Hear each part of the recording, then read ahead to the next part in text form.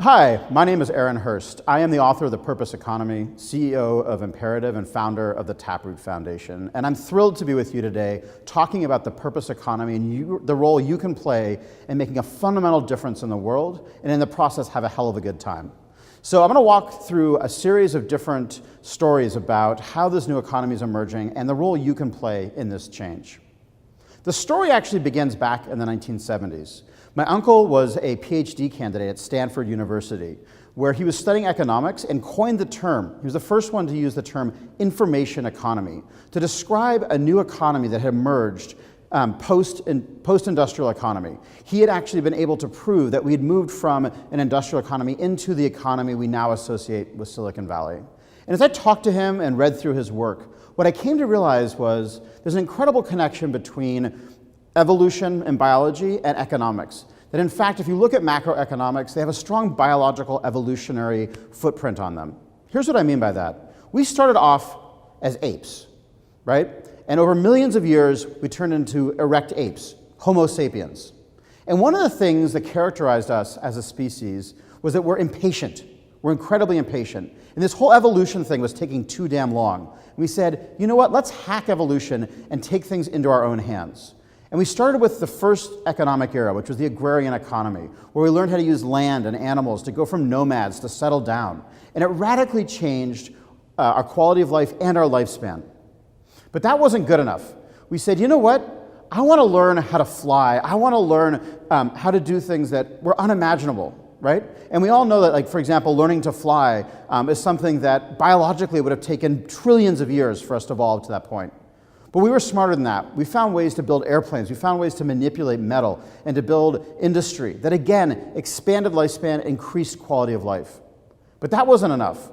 We said, you know what? After, a few thousand years of that, or a few hundred years of that, we said, we want to change how we communicate. We want to be able to connect with people around the world. And we created the information economy. And again, we saw lifespan increase, quality of life radically improve. And the question became, as I was looking at my uncle's work, are we done? Is the iPhone the end of human evolution? Is it the end of economic evolution? And I don't think it is. I think there is a significant opportunity that's emerging now that we're seeing around the planet that has to do with the next iteration, the next evolution that'll help increase quality of life and lifespan. And that is purpose. Purpose fundamentally is the needed piece in society today that people are craving, especially the millennial generation, are craving because science shows that it increases our lifespan. People who live and work with purpose live longer. It's been shown study after study. But they also have a much higher quality of life.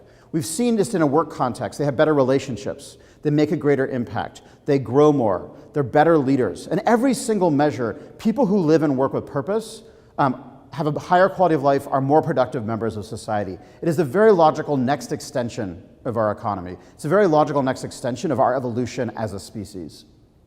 When I started doing this work, though, I thought purpose meant one thing. But as I started to talk to researchers and do my own research, I came to realize that purpose actually was something very different than what I thought it was, that I'd been looking at it too narrowly.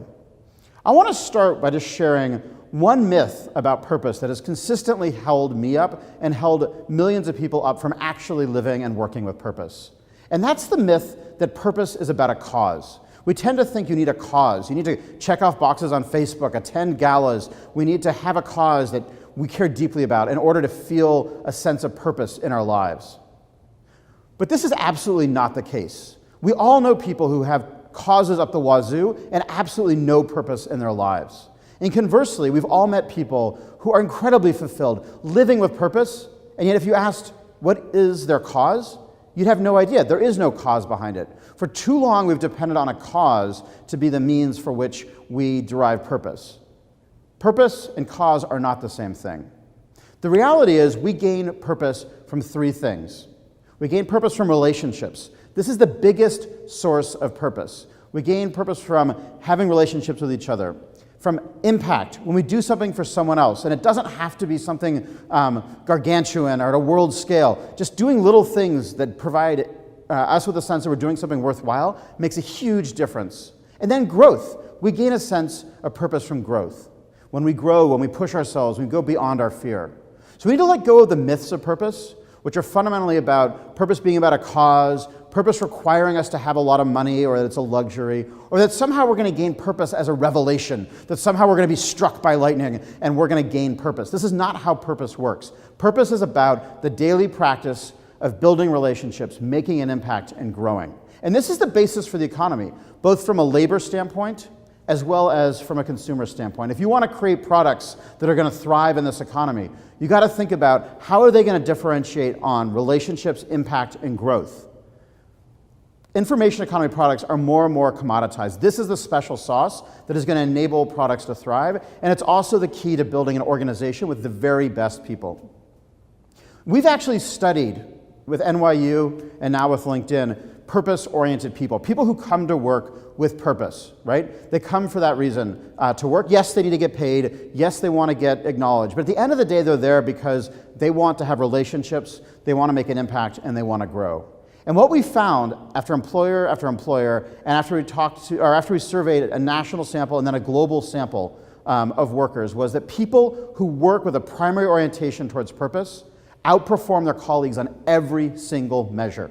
There wasn't one thing we found that people who don't work for purpose achieved at a higher level than those who did. This is critical because it changes how we think about education. Are we preparing people for a workplace to think about work in the right place? It changes how we recruit. Are we hiring people who see work as being about purpose? And it changes how we manage. Are we leading, managing, and developing people based on these needs, not on old models that are around climbing a ladder and moving up the food chain? So how do you work with purpose? We've been lucky enough, with my experience working with the Taproot Foundation and tens of thousands of professionals, to really uncode what it is that makes one person have one purpose and someone else have a different purpose. And we need to become much more self-aware about this. We need to get to the point where universities offer a major in your purpose type, not just in a subject matter. We need to know who we are and what actually brings purpose to us. And there's three different elements that define purpose for one person. The first is, who do you most gain purpose from impacting? And there's basically three different levels. The first is, some people really gain purpose from impacting individuals. They need to feel that their work connects to someone specifically and they can see that impact. For others, it's at an organizational level. They say, you know what, it's great to help someone, but I want to help a whole organization thrive to help many more people. I want to work on the ecosystems and success of a team and organization.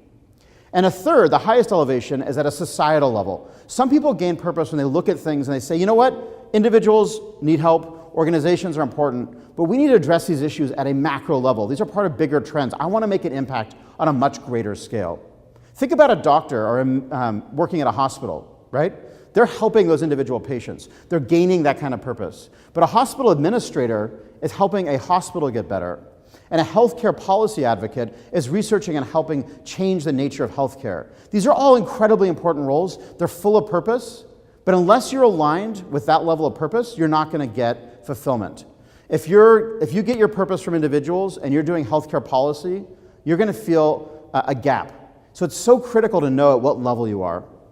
The second is about your fundamental worldview, karma versus harmony.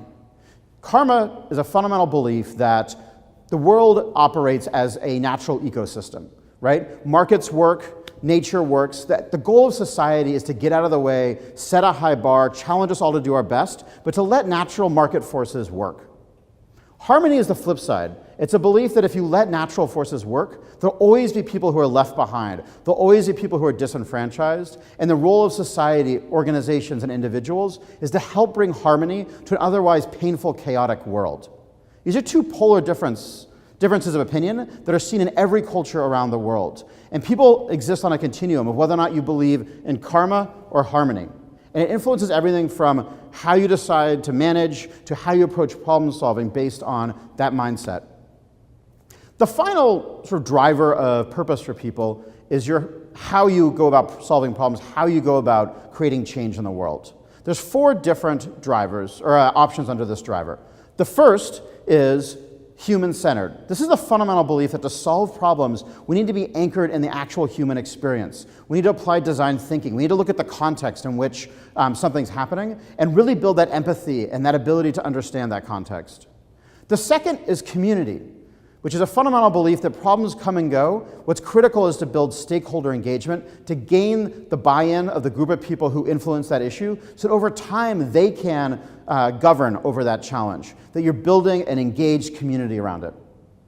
The third is structure, which is a fundamental belief that the best way to solve problems is to look for bright spots, to look for where things have worked, and create structures and systems and measurement to replicate success. And you're constantly looking for best practices, you're constantly looking for bright spots and thinking, how do I replicate those? How do I solve problems by replicating and building structure to create reliable results?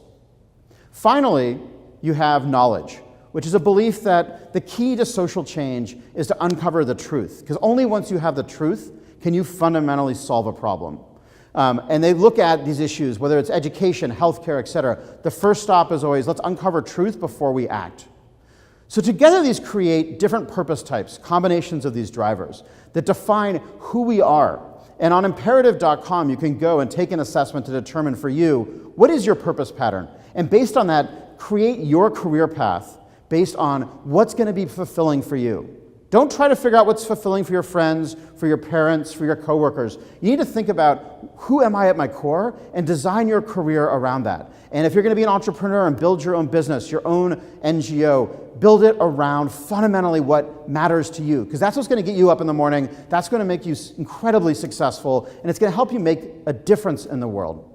I want to make this concrete in closing and sharing with you two of the organizations I've started and how they're an expression of my purpose.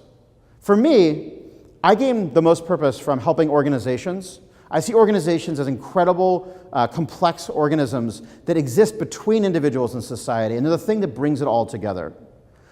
My fundamental mindset about the world is very karma-oriented. I believe in market forces. I believe in using competition and business to create change. I believe we can help the most people by focusing on market forces. And finally, I solve problems through community. I don't like to solve problems directly. I like to bring together the people who can own it and carry it forward. I love building stakeholder engagement. That's the process I use. So if you look at the two organizations I've most recently started, one was the Taproot Foundation, where we recruited tens of thousands of business professionals to do pro bono work, marketing, technology, HR, finance, et cetera, for NGOs, for nonprofits, because I saw that nonprofit organizations do some of the most important work in this world, and yet they don't have access to the marketing, tech, HR, et cetera. And saw an opportunity to engage these stakeholders, which are all these business professionals, in service to these organizations to make them better. And to do that in a highly competitive, market-driven way. So Taproot Foundation is a fundamental manifestation of my purpose drivers. And it has enabled us to scale to the point where there's over $15 billion a year in pro bono services in the US, as well as affiliates all around the world that are taking this model and helping nonprofits, NGOs, build their capacity to change the world. I left Taproot and started Imperative, which is my latest organization. It is a benefit corporation based here in Seattle, Washington. And our goal is to help organizations thrive in the new purpose economy.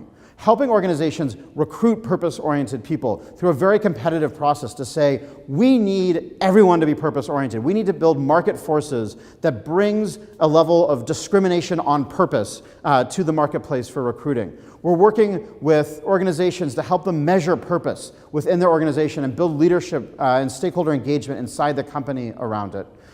We're fundamentally, once again, looking at how do we help organizations use business and market forces to build a community that fundamentally brings more purpose to the economy, to organizations, to individuals. So you start to see how my purpose type has manifested in the organizations I've started. Just the way, once you discover your purpose type, you can better hone in on the change you want to make in the world. Because it's not about any one cause. It's about taking your purpose type and finding how you want that to manifest in the world.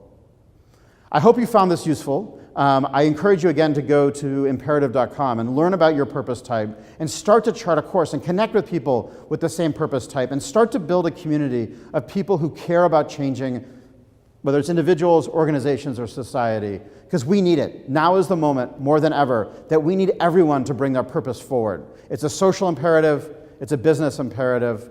We need to make it happen.